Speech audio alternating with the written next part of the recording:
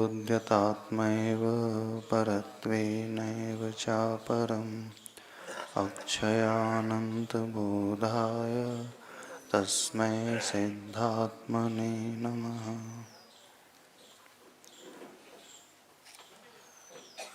दसवां श्लोक।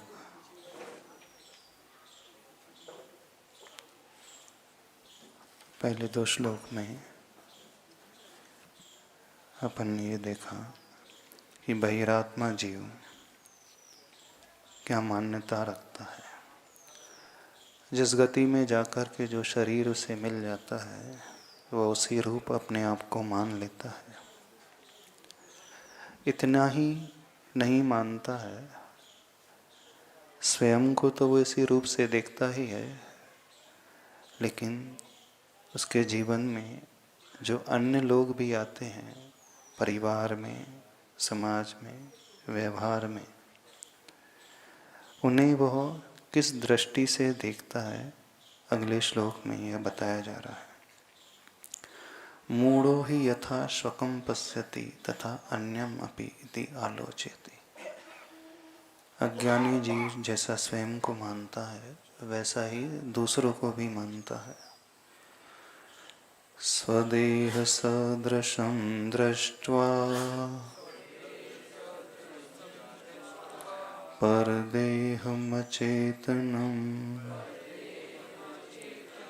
परात्माधिष्ठितं मूढः परत्वेनाध्यवस्यते। स्वदेह सदृशं दृष्ट्वा परदेहमचेतनं परात्माधिष्ठितं मूढः परत्वेनाध्यवस्यते।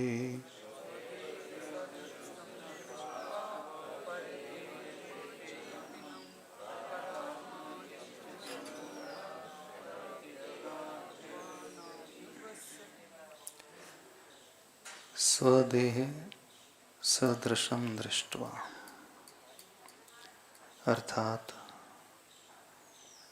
अपनी जैसी देह को वो देखता है, जिस प्रकार से स्वयं की देह को वो मानता है, अन्य पर जो देहधारी जीव हैं उन्हें भी वह उसी रूप मान लेता है। पर देहम अचेतनम। कुछ समझ में आया?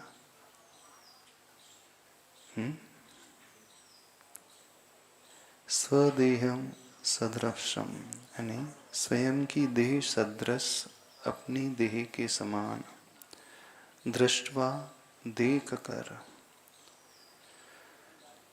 परदेहम अचेतनम अचेतन जो परदेह है दूसरों की देह को इस रूप में मानता है।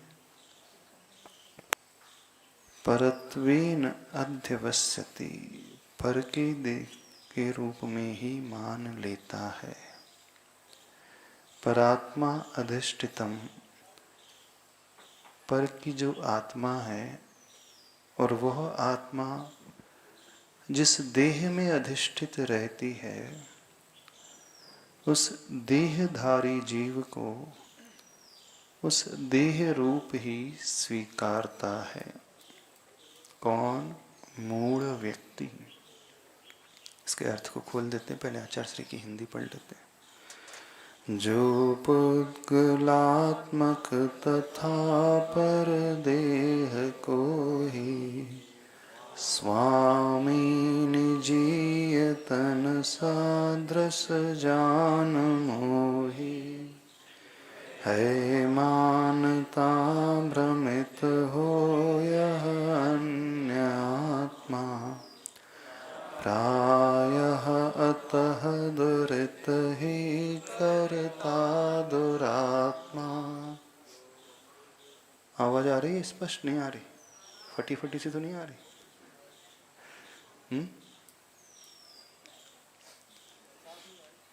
क्लियर आवाज नहीं आ रही? जो पुद्गलात्मक तथा पर देह को ही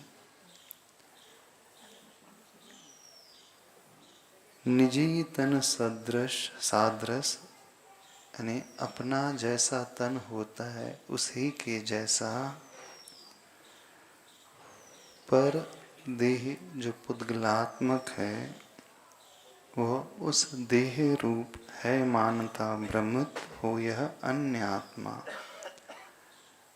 9वें और 8वें श्लोक में जो बताया गया था विषय, मनुष्य के देह को पाकर के यह जीव अपने आप को क्या मान लेता है? मनुष्य। अब अन्य व्यक्ति, अन्य मनुष्य का जो शरीर है उसे वह मनुष्य मान लेता है। बात लगभग वही है। अभी तक अपने स्वरूप को भूला हुआ ये जीव आत्मा रूप न जान करके क्षणिक पर्याय को ही मानता हुआ आया है। यहाँ पर मानने का अर्थ क्या रहा? पिछले श्लोक में भी क्लियर किया था। ज्ञान में तो औदैहिक भाव की अपेक्षा उसी रूप मानता है ज्ञानी जीव, लेकिन साथ में उसे यह भी पता होता है कि यह देह सो जीव नहीं है, देह भिन्न है और आत्मा भिन्न है। अब अन्य मनुष्यों को देख करके, उनके शरीर को देख करके क्या कहता है वो? यह मनुष्य है। समझ में आ रहा है? नहीं समझ में आ रहा? मनुष्य को तो मनुष्य ही कहेगा। आचार्य भगवान ने क्या कहा है? जानता भ्रमित हो वह अन्य आत्मा, प्राय अतः दुरित ही करता दुरात्मा। यहाँ एक चीज विशेष आचार्य भगवान कह रहे हैं, जब ऐसी मान्यता अन्य जीव को लेकर के उसकी हो जाती है अथवा बहिरात्मा जीव की हो जाती है, तो वो कौन से कार्य करता है? यहाँ आचार्य भगवान कह रहे हैं दुरित ही करता है। दुरित का अर्थ होता है पाप। गलत ही करता है, विषयों में ही उलझ करके रह जाता है। यहाँ मानने से अर्थ ज्ञान का विषय नहीं लगाना। क्या लगाना? मान करके वह तदरूप परिणमन करने लगता है। शरीर को सिर्फ भोग्य का एक साधन मान करके उसी में वह लीन हो जाता है। शरीर के इर्द गिर्द ही वह घूमता रहता है। यही मान्यता गलत मान्यता है।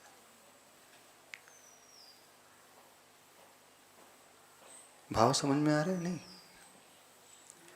जो बहिरात्मा जीव की दृष्टि होती है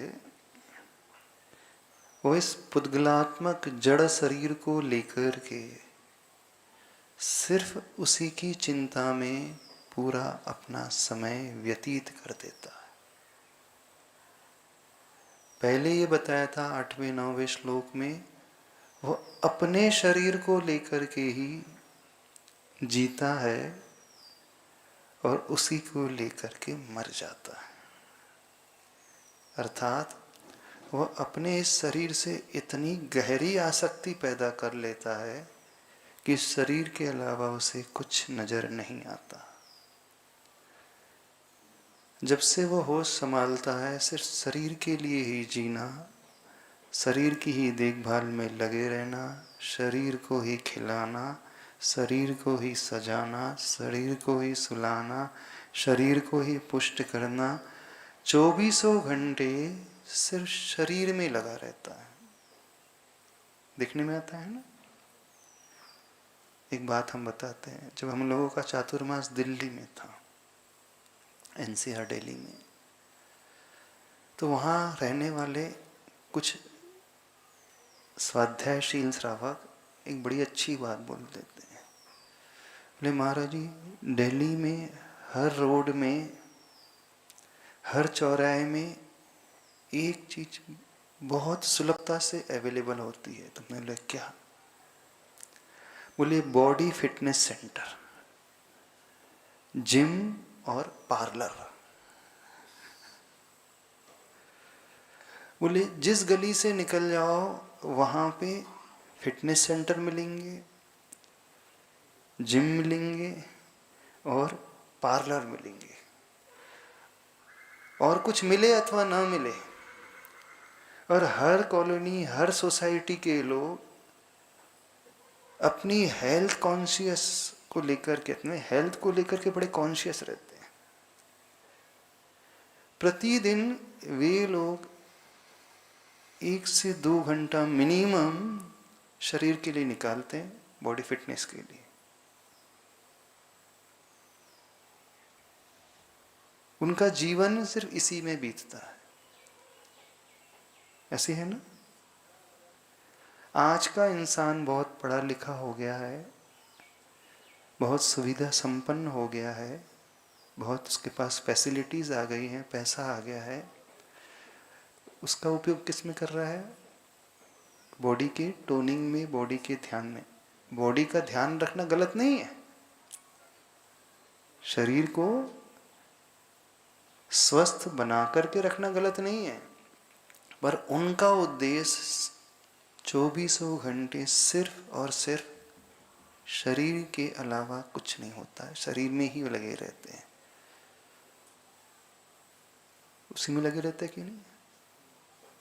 हर घर में आज एक जिम सा हो ही गया, छोटा मोटा, तो सोसाइटी में हो गया। जितनी चिंता वो शरीर की करते हैं, उसके कंपैरिजन में इस शरीर को धारण करने वाली आत्मा की चिंता रियरली 0.001% वाले मिल जाएंगे लोग। बाकी हर व्यक्ति सिर्फ शरीर की केयर में लगा है। उसका जीवन, पूरा जीवन का जो चक्र है, सिर्फ शरीर के सराउंडिंग में घूमता है, नहीं घूमता। 60 इयर्स वाले लेडीज को देख लो, सीनियर सिटीजन्स लेडीज को देख लो, बाल ऐसे काले हैं जैसे एकदम नर्मदा की नदी से नहा करके आए।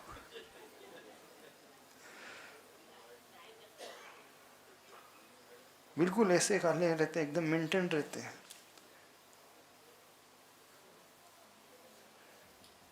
पार्लर जाना रूटीन है। अब विशेष ओकेजन में नहीं जाते वो। गलत तो नहीं करें हम? हर टीयर 2 और टीयर 3 सिटी में भी ये हालत हो गई है। मेट्रो की बात नहीं कर रहे अब हम। दिल्ली में तो है ये कल्चर, बड़ी बड़ी सिटीज में है ही। छोटे छोटे टीयर 2 अथवा टीयर 3 अभी, अथवा गांव भी कह ले तो वो अतिशयोक्ति नहीं होगी।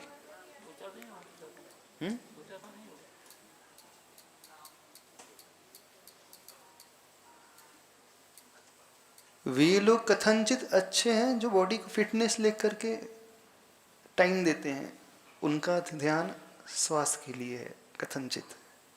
लेकिन वे जो बॉडी की फिटनेस की चिंता नहीं करते, सिर्फ लुक्स कॉन्शियस रहते हैं। समझ में आ रहा है? लुक्स कॉन्शियस का मतलब समझते हो? हम अच्छा दिखें, हमारी एज से कुछ यंग दिखे, जो ओरिजिनल एज है वो बाहर ना दिखे। और पढ़े लिखे लोग, स्वाध्यायशील लोग तो यहाँ पर ये इस दृष्टि से कहा जा रहा है कि वो मनुष्य मानता है। क्यों मनुष्य मानता है? मनुष्य मानने का निषेध नहीं किया जा रहा है।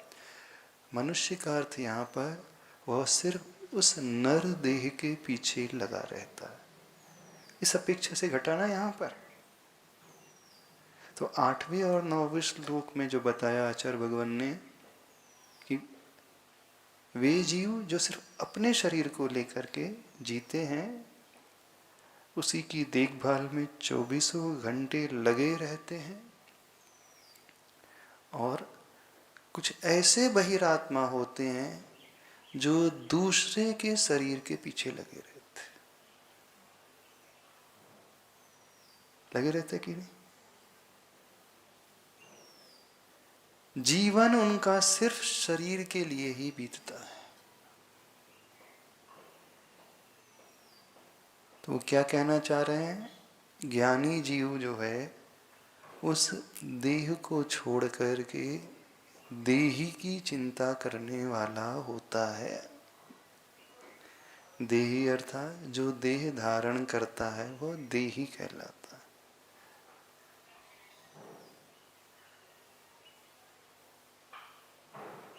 हर व्यक्ति चमड़ी के पीछे जी रहा, नहीं जी रहा? जी रहा है ना? अब यहाँ पर बहिरात्मा का लक्षण इस रूप से नहीं बनाया कि देवगुरु शास्त्र की श्रद्धा नहीं कर रहा हो। अभी यहाँ देवगुरु शास्त्र ला ही नहीं रहे आचार्य भगवान। अध्यात्म में देवगुरु शास्त्र की बात ही नहीं करते हैं। वो किसकी बात करते हैं? मेंटलिटी की बात करते हैं, मानसिकता की बात कर रहे हैं।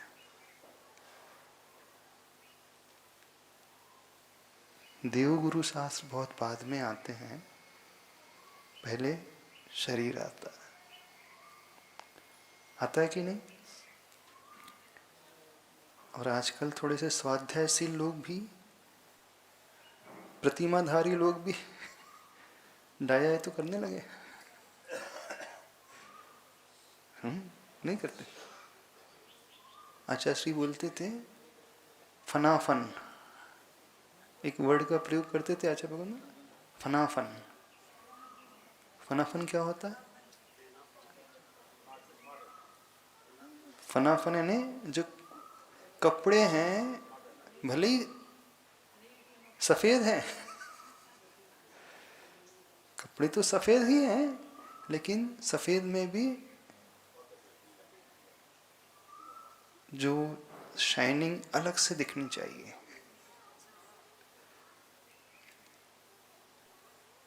अब एक बहिरात्मा वो है जो शरीर अलग से दिखना चाहिए, एक बहिरात्मा वो है जो वस्त्र आदि अलग से दिखना चाहिए,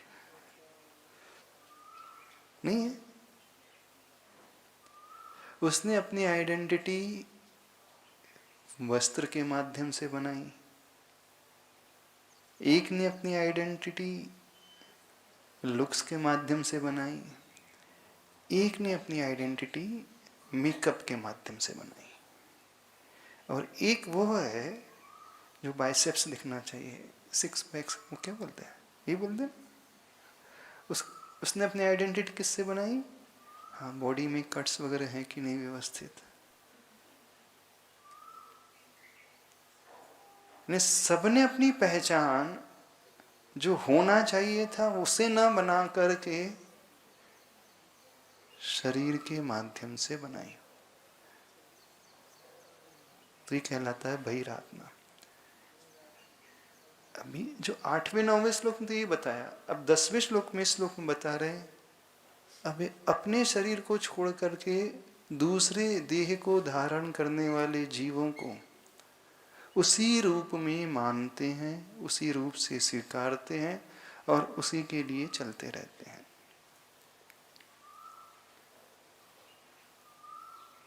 अच्छा, आप लोग अपने घर में बच्चों की शरीर की चिंता करते हो कि उनकी आत्मा की चिंता करते हो? बताइए, किसकी चिंता करते हो? अब दूसरा शरीरधारी हो गया, मतलब परिवार के मेंबर, पति है, पत्नी है, बच्चे हैं, माता पिता है, किसकी चिंता में लगा रहता है? पूरा परिवार, फैमिली मेंबर की किसकी चिंता करते? शरीर की चिंता करते हो ना? नहीं महाराज जी, पहला सुख निरोगी काया कहा है। नहीं, निरोगी काया होना चाहिए, पर वो निरोगी काया किस लिए? दिखने के लिए, दिखाने के लिए, इंद्रियों के विषयों के लिए, कि किसी और के लिए? इसलिए होना चाहिए।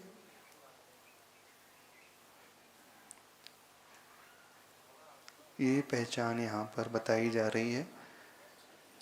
जो पुद्गलात्मक तथा परदे को ही निज देह के समान उस जीव को वैसा ही मान लेता है। अर्थ समझ में आ रहा? नहीं, मानने से अर्थात धारणा वाली बात ही नहीं है, यहाँ पर आचरण वाली बात है।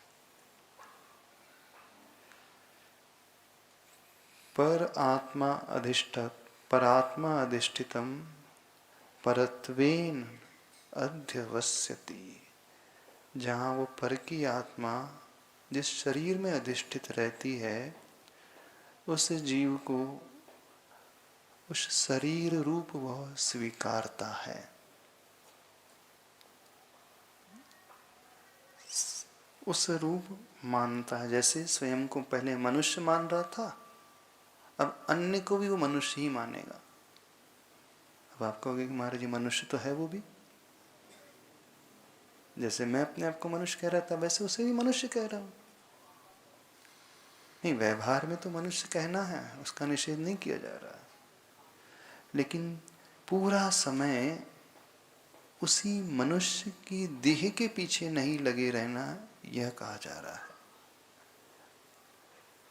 उस देही की भी चिंता करना है। कितने लोग उस देही अर्थात आत्मा की चिंता करते हैं? करते हो?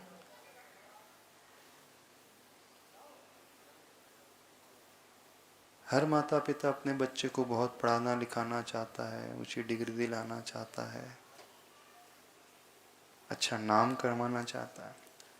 एक बहिरात्मा का लक्षण और भी है। कुछ लोग वो लुक्स कॉन्शियस नहीं रहते, वो इंद्रियों के विषयों की ओर भी उतने आकृष्ट नहीं रहते। वो किसकी ओर आकृष्ट रहते हैं? नाम की ओर, स्टेटस की ओर, ख्याति पूजा लाभ की ओर। अच्छा, नाम आत्मा का होता है कि शरीर का होता है? किसका नाम होता है? आप कहो कि उसकी फेम फैल रही है, उसकी प्रसिद्धि फैल रही है, अथवा आप अपनी प्रसिद्धि चाहते हो। प्रसिद्धि चाहते हैं क्या? कितने लोग अपना यश चाहते हैं कि हमारा यश फैले, सारी दुनिया हमारा यशोगान गाए, गुणगान करे, बहुत अच्छा अच्छा कहे। कितने लोग की आकांक्षा है? सबकी आकांक्षा रहती है। जिस जिसकी ये आकांक्षा है वो बहिरात्मा। क्यों? नाम आत्मा का होता है कि शरीर का? किसका होता है? शरीर का।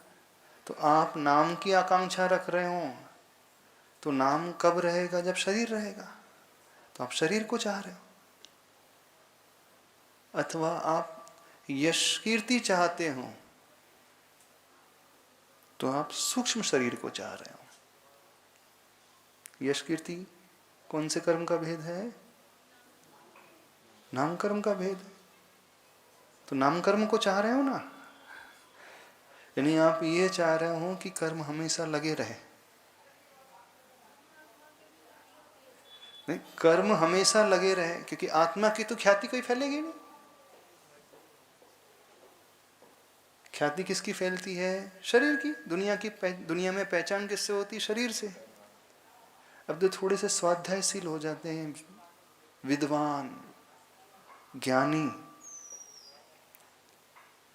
एक वो अज्ञानी है जो शरीर को फिट रखने के लिए लगा है 24 घंटा, एक वह अज्ञानी है जो शरीर को सजाने धजाने में लगा है, एक वह अज्ञानी है जो शरीर में अच्छे अच्छे सुंदर सुंदर वस्त्रों को पहन करके अपने आप को अच्छा दिखाना चाह रहा है, एक वह अज्ञानी है जो बहुत प्रीसियस ज्वेलरी धारण करके अपने आप को अच्छा दिखाना चाह रहा है।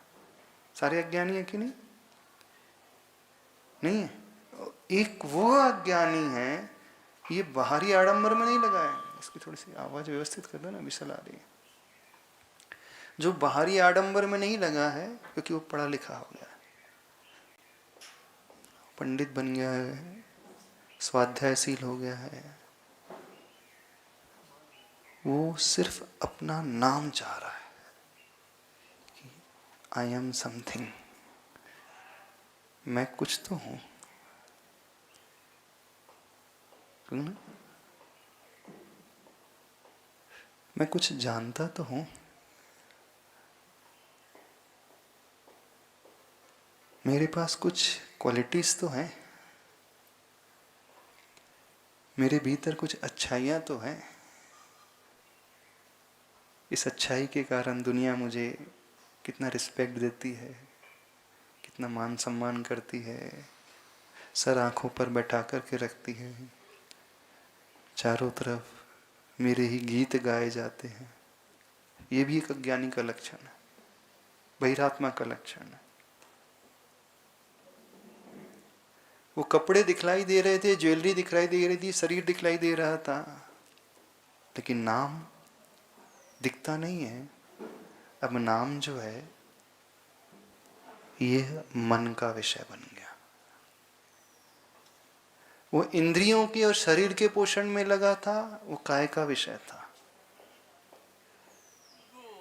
एक ज्वेलरी वस्त्र को लग रहा था, वो एकदम पृथक भिन्न वस्तु को लेकर के अपने आप को अच्छा बनाने की कोशिश कर रहा था। अब एक वो है थोड़ा सा जो ज्ञानी है, तथाकथित ज्ञानी, वो बाहरी आडंबर बिल्कुल नहीं उलझता है। किसमें उलझता है वो? मेरी फेम फैलना चाहिए, मेरे यश कीर्ति फैलना चाहिए, मेरा नाम होना चाहिए, हमारे नाम को हर कोई पूछे और पूजे।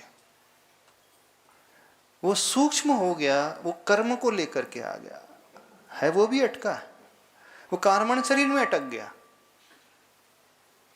समझ रहे हो कि नहीं समझ रहे? ये जिनकी ऐसी ऐसी धारणा है, सारे के सारे बहिरात्मा के लक्षण, भले ही वो बाहर से कोई भी चोला क्यों ना पहना हो, अथवा चोला ना भी पहना हो,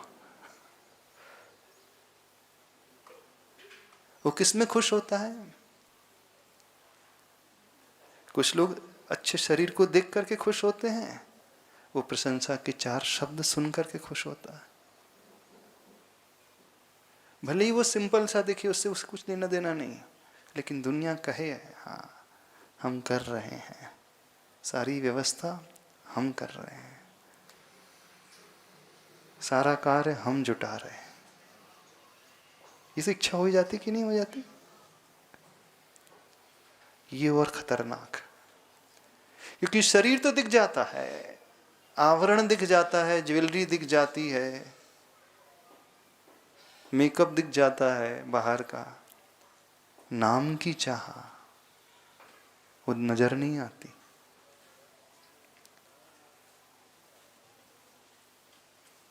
नाम न चाहो, नाम का विलोम ही मना करता। आचार्य भगवान ने हाइकू लिखा है, ऐसी शायद हाइकू है, भाव उसके यही है। नाम न चाहो, नाम का विलोम ही मना करता।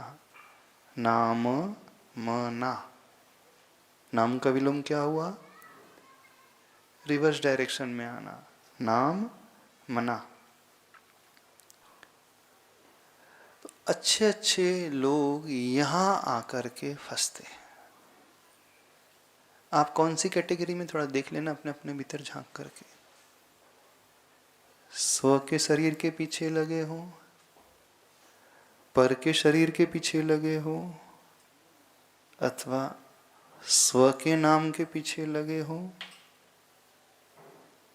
अथवा और कुछ। किसके पीछे लगे? किसके पीछे?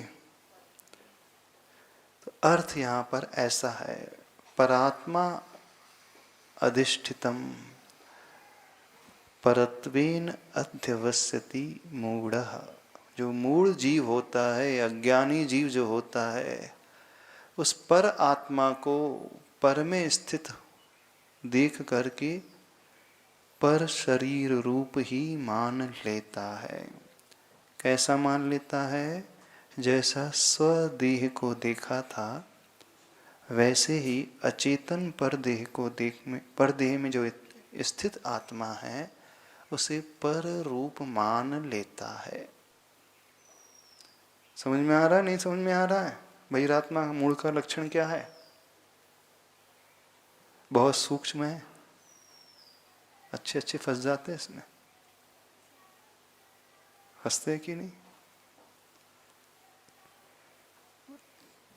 इतनी मेहनत करते हैं, इतना काम करते हैं, इतनी समाज सेवा कर रहे हैं, दो शब्द भी नहीं मिले तो क्या मतलब रहा फिर? समय भी दे रहे हैं, पैसा भी दे रहे हैं, घर बार छोड़ रहे हैं, मंदिर की सेवा कर रहे हैं, क्षेत्र की सेवा कर रहे हैं, कुछ तो मिलना चाहिए कि नहीं मिलना चाहिए? भाव आता है कि नहीं? इतनी साधना कर रहे हैं, इतने व्रत कर रहे हैं, किसी ने पूछा भी नहीं। अच्छा एक बात बताना, आपने उपास किया हो और दिन भर में आपसे कोई पूछे ही ना साता है कि नहीं, हाँ? और जब आप शाम को जा रहे हो विश्राम करने और पूछे ही नहीं भैया वृत्ति कर दूं कि नहीं, कैसा लगेगा? कैसा लगता है बताइए? कैसा लगता है? ब्रह्मचारी लोगों कैसे लगता है? अच्छा लगता है? ये विचारा तो आ ही आता है ना, कम से कम इतना तो पूछ ही लेते, भले ही वही वृत्ति ना करते, भले ही सिर ना दबाते, घी ना लगाते, पूछने में क्या जाता? इतनी व्यवहारिकता तो होना चाहिए। हाँ व्यवहारिकता बिल्कुल होना चाहिए, इसका निषेध नहीं कर रहे, लेकिन मन में हमारे कौन सा भाव आता है? अब कैसे जस्टिफाई करेंगे? हम दिखाने के लिए उपास थोड़ी कर रहे हैं, हम तो उसके भले के लिए कह रहे हैं कि उससे उसकी भी निर्जरा हो जाती है। उसका कर्तव्य होता है कि नहीं होता है? नहीं, उसे समझाने के लिए हम कह रहे हैं ये ऐसे नहीं खाना, ये ऐसे खाना। एक होता है सीधे खाना और एक और होता है हाथ घुमा करके फिर।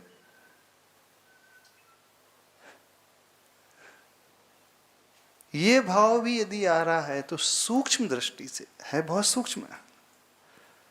सूक्ष्म दृष्टि से कहीं ना कहीं आकांक्षा का भाव है कि वो मुझे पूछ ले। ये थोड़ी ज्ञानी का बहिरात्मापना है, ये हर एक को पकड़ में भी नहीं आएगा। और कई बार उसे भी पकड़ में नहीं आता, दूसरे तो छोड़ दे, पकड़ में आता है। सपोज आपने 10 उपास किए हों पर्यूषण में और आपका नाम ना लिया जाए मंच से, अथवा भूल जाए कोई, पढ़ना है 10 उपास की और भूल जाए नाम लेना, तो कैसा लगेगा?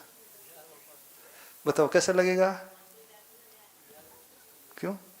10 दिन से भोजन नहीं मिला था इसका आकुल व्याकुल हो जाएंगे? हाँ? 10 दिन से भूखे थे, प्यासे थे बेचारे, इस कारण एकदम शरीर में शक्ति नहीं रही, एकदम शिथिलता आ गई, इसलिए किस लिए?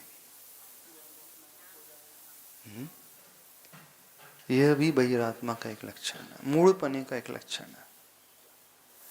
यह भी वही कहलाएगा कि देह में लगा हुआ है वो, क्योंकि नाम सिर्फ देह का होता है, आत्मा का कोई नाम नहीं होता।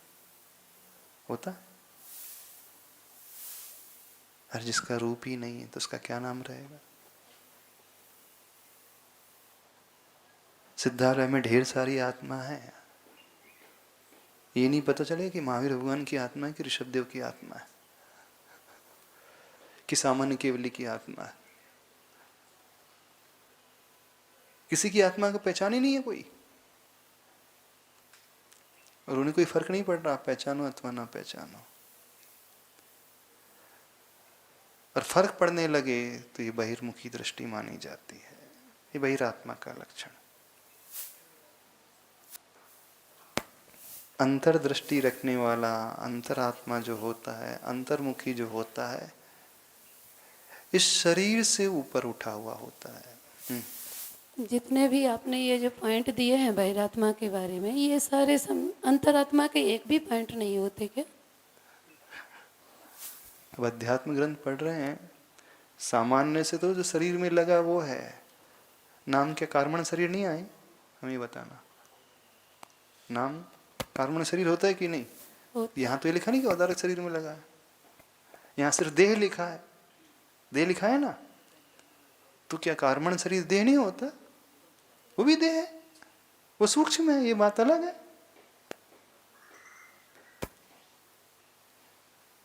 अंतरात्मा की आलोचना नहीं होती, हमेशा अंतरात्मा तो होता है, उससे कोई फर्क ही नहीं पड़ता है, जो उत्कृष्ट रूप से देखा जाए तो नाम की चिंता ही नहीं करेगा, वो तो सिर्फ आत्मा के लिए चाहिएगा, आत्मा के लिए करेगा। नाम की चिंता भरत चक्रवर्ती ने अपने भाई पर चक्र भी चढ़ा दिया। हाँ, तो बहिरात्मा तो था, मैंने भरत चक्रवर्ती बहिरात्मा था, सम्यक दृष्टि होकर के बहिरात्मा। यहाँ पर जो बात बताई जाएगी 100% के लिए कही जा रही है, यहाँ चौथे गुण स्थान की बात ही नहीं हो रही। और यदि उस दृष्टि को लेकर के चला तो हमें सब नीचे रह गया, पता नहीं हुआ इसका। जिस समय उसने इस दृष्टि को छोड़ा छोड़ी है, तभी वो ऊपर चढ़ा। यदि हम ऊपर चढ़ना चाहते हैं तो उसी भरत चक्रवर्ती को उस दृष्टि से देखे, अंतर्मूर्त में केवल ज्ञान हुआ था। क्यों भरत चक्रवर्ती को, वो वाले भरत चक्रवर्ती को देखना चाह रहे हो, भाई के ऊपर चक्र चला रहा था वही भरत चक्रवर्ती जब चक्र चला रहा था, और दीक्षा लेती अंतर्मुख में केवल ज्ञान हुआ, वो भी भरत चक्रवर्ती था। तो चक्र चलाने वाला सही था क्या? भली छाई सम्यक दृष्टि था। अभी यहां से यहां पर गुणस्थान की अपेक्षा नहीं घटा रहे अभी। हाँ, अनंतानुबंधी संबंधी उसका मान चला गया, ये बात अलग है। प्रत्याख्यान संबंधी है तो उस अपेक्षा से बहिरात्मा हो गया, नहीं होगा बहिरात्मा उस अपेक्षा से। मुनि महाराज यदि नाम की इच्छा कर रहे तो मुनि महाराज भी बहिरात्मा हो जाएंगे, छठवें गुण स्थानवर्ती होते हुए भी बहिरात्मा हो जाएंगे। तात्कालिक यदि विचार आ गया तो, और संभाल लिया तो नहीं हो रहेंगे, फिर अंतरात्मा हो जाएंगे। 48 मिनट नहीं, वहां पे अंतर्मूर्त है, कुछ समझ में नहीं आता कितने मिनट निकल जाएंगे। 48 मिनट बोले, देखो मैं 48 मिनट तक गुस्सा तो समाधि तंत्र के अनुसार बहिरात्मा तीसरे गुण स्थान तक रहेगा या आगे के गुण स्थानों में भी जब रहेगा? सिद्धांत की विवक्षा लगाएंगे तो चौथे गुण स्थान से अंतरात्मा शुरू हो जाएगा। जब अध्यात्म की विवक्षा लगाएंगे तो नाम की इच्छा कर रहा है, प्रशंसा की इच्छा कर रहा है, शरीर को भी, शरीर के लिए जी रहा है, तो बहिरात्मा। चौथे गुण स्थान वाले भी हो जाएगा, मुनिराज भी बहिरात्मा हो जाएंगे। जब अंतर जल्प में वर्तने वाले मुनिराज भी बहिरात्मा हो जाते हैं तो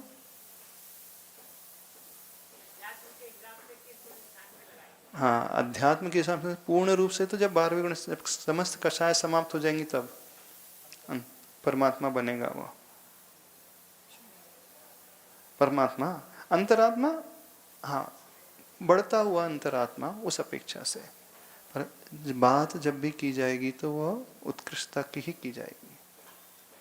यदि हम ये कहें कि हमें तो छूट है, कई लोग अब जस्टिफाई करते, हमारे लिए 15 दिन की छूट रहती है ना कषाय करने की, तो 15 दिन तक लगे रहते हैं, लगे रहो एकदम 15 दिन तो बीते नहीं, अब 12 बज गए, हाँ अब मांगूंगा। जो इस प्रकार से जस्टिफिकेशन देने की कोशिश कर रहे हैं, नियम से गिरे हुए हैं, वो वहां पर अधिक से अधिक 15 दिन तक हो सकता है, करने के लिए छूट नहीं है, वो करने के लिए नहीं, विधान नहीं किया जा रहा है। मुनि महाराज को विधान नहीं किया, ये 48 मिनट तक गुस्सा करते रहे, वो 47 मिनट 49 मिनट हो गए, अब 60वां मिनट आ रहा है, अब छोड़ दे। कहा नहीं जा रहा है कि करे वो, कदाचित यदि हो जाए तो इतना हो सकता है वो उस अपेक्षा से। और जो इस प्रकार से उसे मान ले तो नियम से वो गिरने वाला ही अथवा गिर गया, क्योंकि वह अपनी कमी को सही ठहरा रहा है। और ये सम्यक दृष्टि की पहचान नहीं होती है। सम्यक दृष्टि की पहचान होती है वो धिक्कारता है, नहीं मुझ में कमी है, ठीक नहीं है, नहीं होना चाहिए। और दुनिया आज सब सही सिद्ध करती है अपने आप को, इतना संस्कार काल तो इतना तो कर सकते हैं हमने थोड़ी गलत कर दिया। जिसे ये भान है तो उसके लिए वो गलत ही है। फिर यदि 15 दिन तक चल रही है कषाय तो वो भूल जाता उस समय, उसको भान ही नहीं रहता। वो क्या समझ में आ रहा है? स्वदेह सदृशम दृष्टवा, स्वयं की देह की भांति देख करके, अचेतनम परदेहम, उस अचेतन जो परदेह है उसमें अधिष्ठित पर आत्मा, यानी पर की जो आत्मा उस अचेतन जड़ शरीर में रहती है, मूढ़ व्यक्ति, अज्ञानी जीव अथवा बहिरात्मा जीव, परत्वेन पर के रूप में अध्यवस्यति जानता है। हिंदी में अर्थ क्या हुआ? बहिरात्मा जीव दूसरे की अचेतन अथवा अन्य आत्मा से युक्त देह को अपनी देह के समान देखकर पर की आत्मा रूप जान लेता है। हर व्यक्ति यही कहेगा कि मैं उसे आत्मा थोड़ी मानता हूँ, मैं तो शरीर ही मानता हूँ। मैं तो ये मानता हूँ कि इस आत्मा, ये जो आत्मा शरीर के भीतर है, आत्मा अलग है, शरीर अलग है। ये सब बुद्धि का विषय है। यहाँ बुद्धि की बात ही नहीं, उस रूप अपनी परिणति की बात है।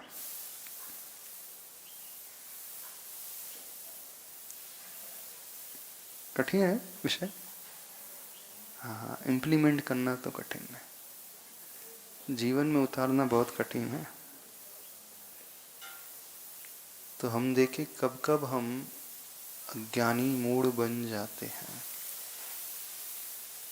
भले ही बाद में संभाल लें, ये तात्कालिक इच्छा हुई कि थोड़े से नाम तो थोड़ा तो बोलना चाहिए उसे।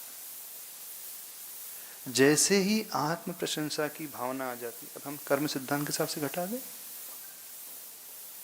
यदि मन में ये भाव आया कि मेरा नाम इतना तो उससे बोलना चाहिए कि नहीं बोलना चाहिए, तो ये आत्म प्रशंसा के अंतर्गत आएगा कि नहीं आएगा? पहले तो ये बात बताइए, आएगा ना? अब जो आत्म प्रशंसा का इच्छुक है वो कौन से कर्म का आश्रय करेगा? निज गोत्र परात्म निंदा प्रशंसा, सद असद गुण उच्छादन और उद्भावन। नीचैर गोत्रस्य, सूत्र आता है ना, परात्म निंदा प्रशंसी सद्गुणोच्छादनोद्भावने च नीचैर गोत्रस्य। अब आत्म प्रशंसा का इच्छुक व्यक्ति अथवा मेरा नाम बोला जाना चाहिए, अथवा ऐसा नहीं कहता कि मैं प्रशंसा का इच्छुक हूँ, पर कम से कम इतना तो पूछ ही लेना चाहिए कि मैंने इतने सारे उपास किए तो कैसा लग रहा है, थोड़ा सा और सूक्ष्म हो गया। तो ये आत्म प्रशंसा में आएगा कि नहीं आएगा, सिर्फ हम ये जानना चाहते। आएगा ना कि नहीं आएगा ये? अब आत्म प्रशंसा की भावना हो रही है, उस समय कौन सा कर्म बंधेगा? नीज गोत्र। नीज गोत्र कर्म का बंध कौन से गुण स्थान तक होता है? कर्म सिद्धांत के हिसाब से चलो तो दूसरे गुण स्थान तक होता है। अब दूसरा गुण स्थान तो बहुत अल्प समय के लिए, वो भी उपशम सम्यक दर्शन से गिरते समय होगा, वो तो जीवन में 1-2 बार की बात है, उसका काल बहुत अल्प रहता है। कितना रहता है उसका? 6 अवली कम कर दो, अंतर उतना रहता है। एक समय से लेकर 6 वाली तक बस। तो दूसरा गुण स्थान तो बहुत रेयरली मान लिया। तो बचा क्या फिर? पहला बचा। तो कर्म सिद्धांत के अनुसार वो मिथ्या दृष्टि हुआ कि नहीं? अब वो कहे कि मैं ज्ञानी हूं, अब वो कहे कि नहीं मेरे तो 15 दिन की छूट है, कसाय का वासना काल है, अणुवृत्ति हूं, 15 दिन की तो छूट है, 15 दिन तक तो इच्छा कर सकता हूं, अथवा मुनि महाराज के भी अंतर्मुहूर्त तक तो कर सकते हैं। तो ये शास्त्र में कहाँ लिखा है कि अंतर्मुहूर्त के बाद निज गोत्र कर्म का बंद होता है? बहिरात्मा है ना, बहिरात्मा है कि नहीं? बहिरात्मा वो अप्रत्याख्यान जन्य कषाय है उसकी संबंध में। हम ये नहीं कह रहे एकदम से, पर चांसेस होते हैं कि नहीं गिरने के। सिद्धांत से अपना विरोध दो, बाधा उपस्थित करो। आत्म प्रशंसा का इच्छुक निज गोत्र का बंद करता है कि नहीं करता? करता है। और निज गोत्र का बंद करने वाला सम्यक दृष्टि रह सकता है क्या? मिथ्या दृष्टि, मिथ्या दृष्टि यानी बहिरात्मा।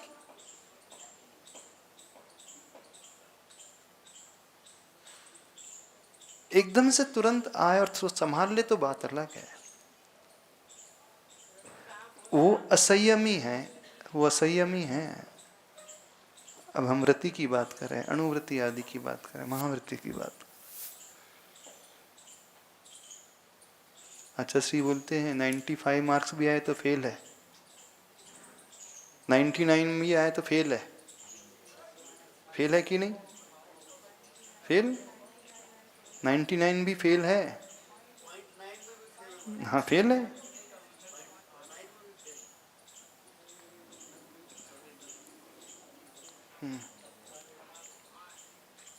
तो यहाँ पर जो इस श्लोक में घटाया जा रहा है, परदेह में स्थित आत्मा को पर रूप मानना, यानी मूल रूप से इस रूप से समझ लो कि उसी की सेवा चाकरी में जो लगा रहता है,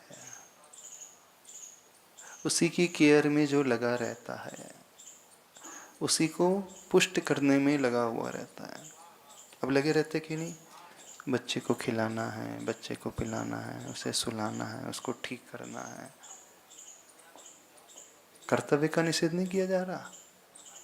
इसका अर्थ ये नहीं समझना कि कर्तव्य विहीन हो जाए। नहीं, मैं बच्चे को खिलाऊंगा तो मैं बहिरात्मा जाऊंगा, इसका मैं खिलाऊंगा नहीं, ध्यान नहीं रखूंगा, इसका अर्थ ये नहीं। कर्तव्य का पालन करेगा, सब कुछ अच्छे से करेगा, और कदाचित फिर उसके मन के अनुकूल रिजल्ट नहीं मिल रहा है तो वो बहुत ज़्यादा आकुल व्याकुल नहीं होगा। यदि बहुत ज़्यादा आकुल व्याकुल होने लगेगा तो वो बहिरात्मा, और नहीं है तो वो अच्छे से कर्तव्य का पालन कर रहा है तो अंतरात्मा बना रहेगा। वहाँ सिर्फ वो कर्तव्य का पालन कर रहा है, बिना जुड़े हुए कर रहा है। विवक्षा समझना। इस ग्रंथ में इसी प्रकार से समझाया जाएगा। हमारा जी ने टीका में लिखा है, वही गाथा की है। सुध परिचिदान भूदा सव्वस्वी काम भोग बंद कहा। श्रुत है, परिचित है, अनुभूत है सभी जीवों को क्या? काम भोग और बंद की कथा।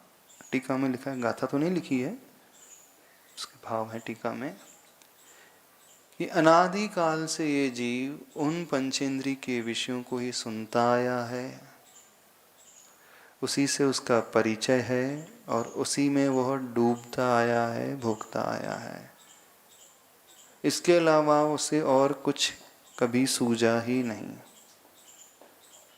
तो जो देह में आसक्त होता है, अर्थात देह के लिए जीता है, देह अन्य जीव को देह के रूप में मानता है, वह उसके सुख दुख में ही लगा रहेगा। उसको सुखी बनाना है, उसके दुख को दूर करना है, उसके लिए जीना है, उसके लिए मरना है। बहुत ज्यादा आकुल व्याकुल होकर के कर रहा है। कर्तव्य करते हुए कर रहा तो नहीं, माता पिता कर्तव्य का पालन कर रहे हैं तो उसमें कोई दोष नहीं।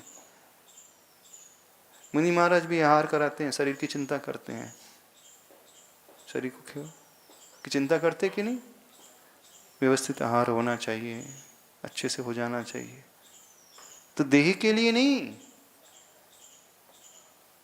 किस लिए? तो ग्रंथ में आया है। आहार करने का प्रयोजन क्या होता है? क्षुधा का शमन तो है ही, वैयावृत्ति कर सके, अच्छे से सामायिक कर सके, स्वाध्याय अच्छे से कर सके, संयम का पालन अच्छे से। 6 प्रयोजन बताए हैं मूलाचार ग्रंथ में।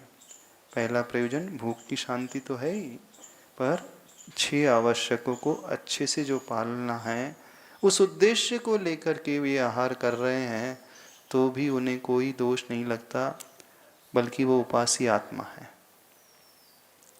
खाते हुए भी वो नहीं खाते,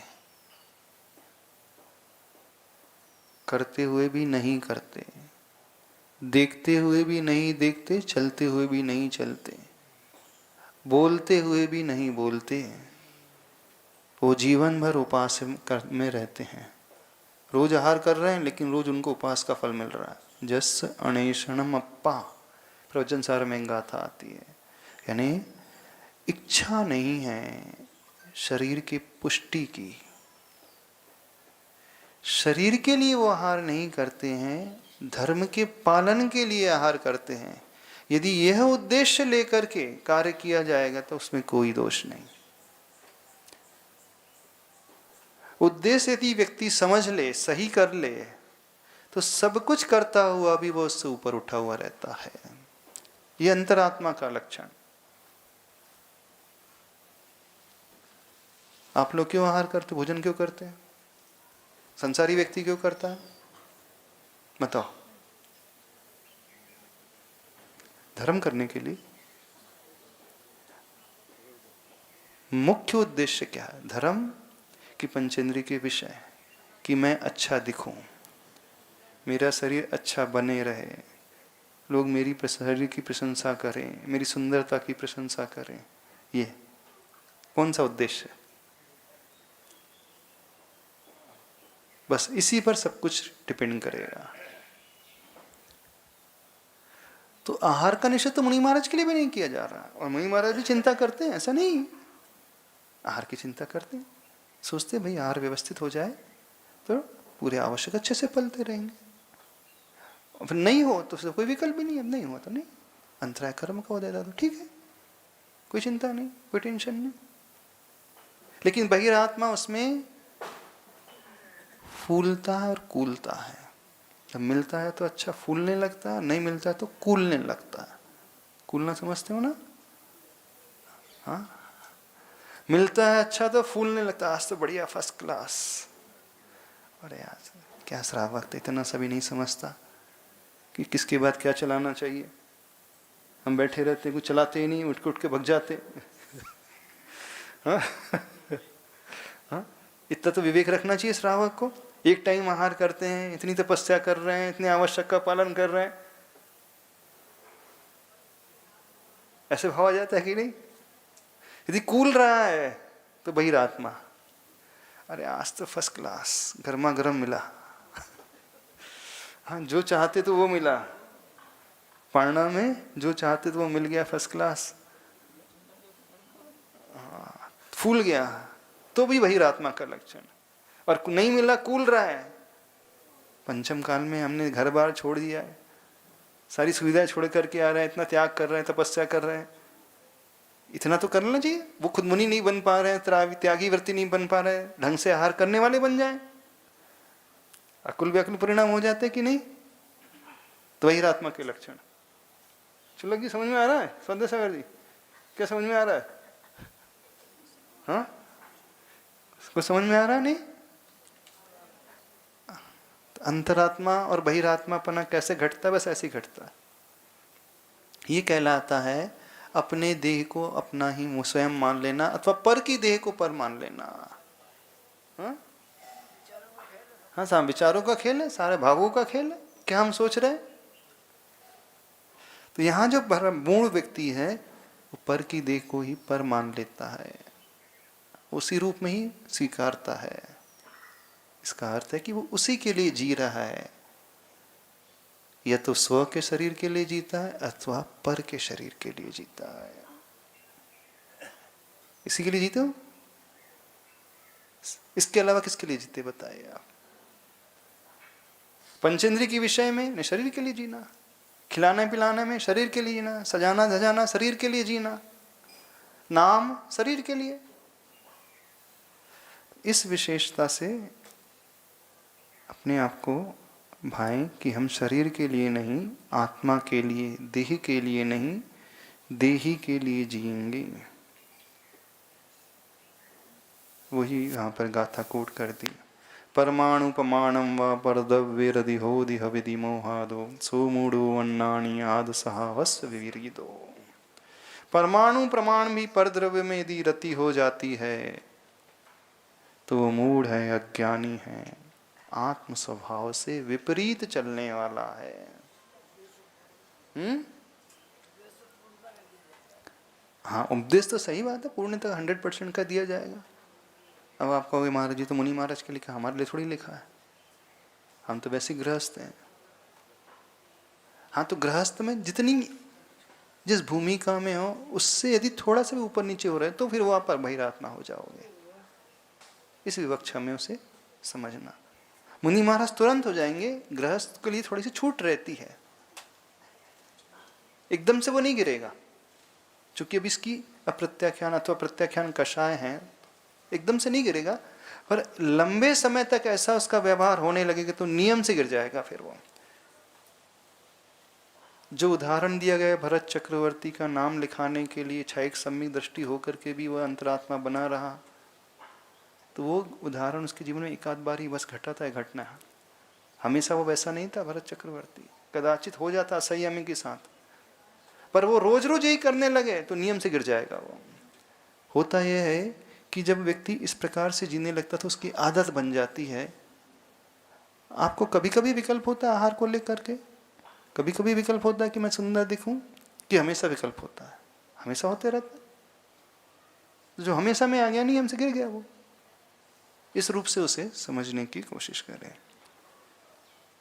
ठीक है, बस इतना ही रखें, समय भी हो गया। बोले आचार्य परमेष्टि गुरुदेव से विद्यासागर जी महाराज बोधि